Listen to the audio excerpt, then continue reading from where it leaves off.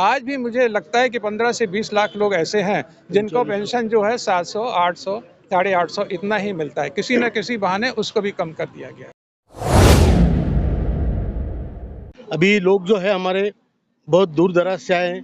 कुछ लोग राजस्थान सीकर से हैं, कुछ भोपाल से हैं, कुछ इंदौर से हैं, कुछ मथुरा से हैं और छत्तीसगढ़ की टीम आज बड़ी संख्या में यहाँ पर आई है।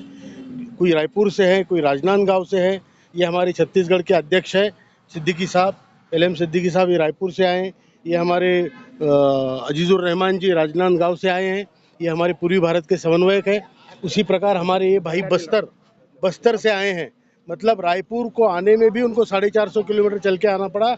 उसके बाद वो यहाँ पे 30 घंटे की जर्नी करके आए हैं, 33-35 घंटे की। और उसके पहले रायपुर आने में उनको 9-10 घंटे लगे हैं। सभी को धरना करने का परमिशन मिल रहा है, लेकिन आप लोगों को नहीं मिल रहा है, तो कहीं ना कहीं आपकी आवाज को दबाने की कोशिश की जा रही है।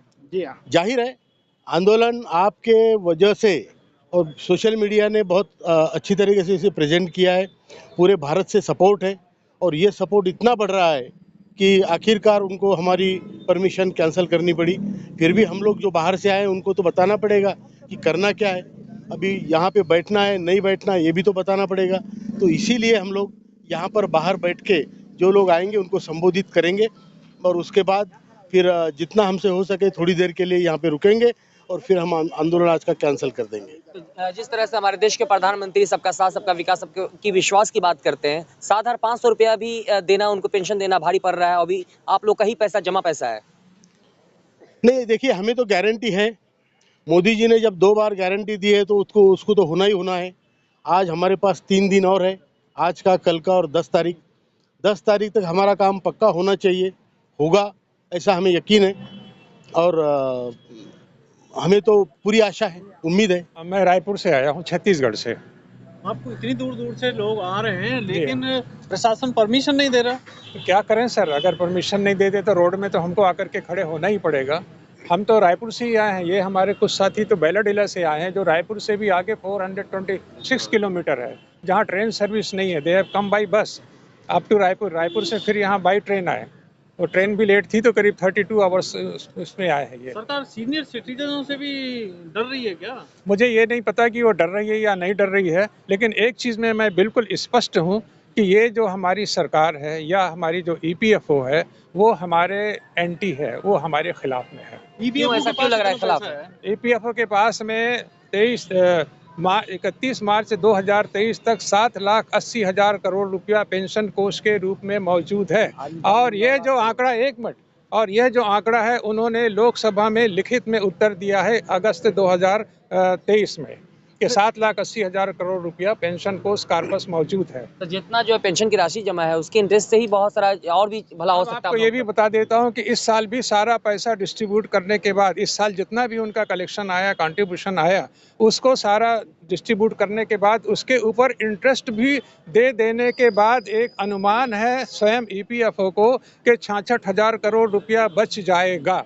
और यही एक कारण है कि उनके पास आज हर साल जो बचता हुआ चला आ रहा है 7,80,000 करोड़ रुपया पेंशन कोष के रूप में मौजूद हो गया है। जैसे जो है EPS 95 नेशनल एजुकेशन कमेटी, उसमें करीब जो है 80 लाख लोग जो है उसमें उसके मेंबर है फैमिली में। उसके बाद भी जो है आप लोग लगातार प्रोटेस्ट कर रहे हैं, सरकार नहीं मान रही है। अब सरकार नहीं मान रही है ये तो अब उनकी इच्छा पर है, हम लोग इसके विषय में कुछ बोलना हमको मुश्किल है। लेकिन एक बात जरूर हमको लगता है, जो दिल में हमको ख़राब लगता है, जो शायद आप लोगों को नहीं मालूम होगा कि 2013 में हमारा न्यूनतम पेंशन 1,000 रुपया फिक्स किया गया था। 2013 के आखिरी दिनों में जब 2014 का इलेक्शन होने वाले थे, वो 1,000 रुपया जो उन दिनों था वो आज भी वही 1,000 रुपये है, उसमें 1 रुपये की भी बढ़ोतरी नहीं की गई है। लेकिन अभी कुछ लोग हैं जो प्रोटेस्ट करने आते हैं, कहते हैं 791 रुपया, 796 रुपया उनको मिल रहा है। वो उनका भी कहना बिल्कुल सही है, क्योंकि जब हमारे प्रधानमंत्री जी ने और इन्होंने डिक्लेयर किया कि मिनिमम पेंशन 1,000 रुपया होगा, उसके बाद भी EPFO ने बहुत सारे कायदे कानून उसमें लगा करके उस 1,000 को भी कम कर दिया।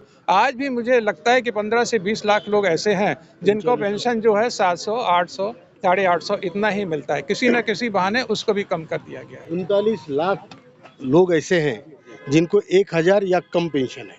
39 लाख, ये उन्हीं के आंकड़े हैं। तो मानिए, देखिए, गवर्नमेंट को समझ में नहीं आता है कि 1,000 रुपए में क्या होगा। ये तो ये गवर्नमेंट के संवेदनशीलता पे निर्भर है। अगर वो संवेदनशील है, अगर उनको लगता है कि 1,000 रुपये में कैसे घर चल सकता है, तो उस हिसाब से उन्होंने सोचना चाहिए, जबकि पैसा इनका है। जो हमारे भाई साहब ने अभी बताया, सिद्दीकी साहब ने, हमारे नेता है बड़े, उन्होंने जो बताया 7,80,000 करोड़ इतना रुपया उनके पास है। एक्चुअली ये आंकड़ा मार्च 2023 का है, आज की 31 मार्च का। आज की तारीख में उनके पास तकरीबन, क्योंकि इंटरेस्ट आता है 1 लाख करोड़, तकरीबन 1 लाख करोड़, और जो हर महीने पैसे कटते हैं कंट्रीब्यूशन, वो आता है 1 लाख करोड़ के तकरीबन। आज उनके पेंशन फंड में कम से कम 9 लाख करोड़ है, अगर लेटेस्ट देखा जाए तो। इतने बड़े पैसा होने के बावजूद, और उसका इंटरेस्ट आता है, उस इंटरेस्ट के एक पोर्शन से हमारी मांग पूरी हो सकती है। सर एक बात मैं कहना चाहूँगा, सरकार का कहना है कि सबका साथ सबका विकास। इधर सीनियर सिटीजन का जितने सुविधाएं थी वो सब जो है काट दिया गया है। सीनियर सिटीजन जब नौकरी में थे पेंशन वो दिए हैं, उनका पैसा आज खैरात में बांटने के लिए सरकार के पास में पैसा है, लेकिन सीनियर सिटीजन का सुविधा को बरकरार रखना और उनके मांग को सुनना उनके लिए जो है अनुचित लग रहा है, जो इस पर हम आपत्ति जाहिर करते हैं। अभी हमारे यहाँ पर छत्तीसगढ़ में इलेक्शन हुआ, मध्य प्रदेश में इलेक्शन हुआ, आपने रेवड़ियों की तरह बांटा हुआ है। कभी आपने किसानों का जो कर्ज था 2-2.5 लाख रुपया करोड़, उसको माफ़ कर दिया। फिर आपने एक महतारी बंधन योजना निकाला, उसमें भी आपने हर एक विवाहित महिला को रुपया बांट दिया। फिर आपका मध्य प्रदेश का इलेक्शन आया तो लाडली बहन योजना के नाम से पैसा बांट दिया। इन सारी चीज़ों के लिए बांट दिया। और एक और बहुत बड़ी बात है जो मैं बहुत ही हिचक के कह रहा हूँ कि देश के जितने भी कारपोरेट घराने हैं उनके नाम से 11,68,000 रुपया भी माफ़ किया गया है। 11,68,000 करोड़ रुपया भी उन्होंने माफ़ किया है, लेकिन पेंशनर्स के लिए 1 रुपये भी नहीं है। जो 1,000 रुपये पहले मिल रहा था वही 1,000 आज भी। पेंशनर्स वोट नहीं डालते क्या? पेंशनर बराबर वोट डालते हैं साहब, बिल्कुल बराबर वोट डालते हैं। अब चूंकि वोट के मामले में मैं इतना बता देता हूं कि 77 लाख पेंशनर आज के तारीख में है।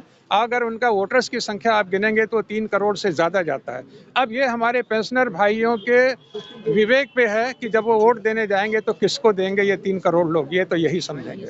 इसमें हमारा अपना विचार कुछ नहीं है, हम कुछ नहीं बोल सकते। इस पर मैं जो है इतना कहना चाहूँगा, मोदी साहब का ये कहना कि पूरा सीना तान कर मोदी की गारंटी है, ये जब सबको मोदी की गारंटी दे रहे हैं सबका साथ सबका विकास, तो हम मोदी साहब से ये उम्मीद करते हैं कि उस सबके साथ जितने पेंशनरीज हैं, जितने सीनियर सिटीजन हैं, उनके सुविधाओं को बहाल करें और उनके मांग को जो है पूर्ण करें। इसी आशा के साथ हम मोदी को जो है आह्वान करते हैं कि हमें वो स्वीकार करें।